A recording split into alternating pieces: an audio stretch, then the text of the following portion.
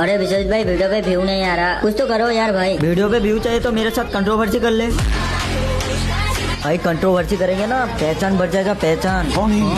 But भाई जबरदस्ती controversy करे क्या दोनों में? यार तूने मुझे गाली दिया। तो गाइस देख सकते हो छोटू ने मुझे गाली दिया और छोटू और हमारा दोस्ती खत्म, कंट्रोवर्सी चालू।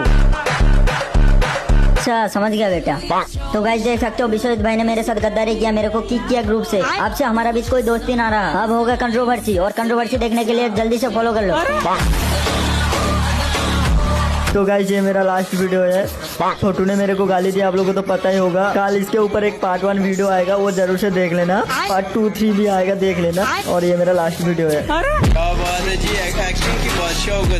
तो गाइस विश्वजीत भाई और हमारा बीच एक कंट्रोवर्सी चालू हो गया। ये कंट्रोवर्सी किस लिए हुआ है वो आप लोगों को पता नहीं होगा और मेरे को भी पता नहीं है। बट कल इसके ऊपर 10-15 वीडियो आ जाएगा, आप लोग देख लेना।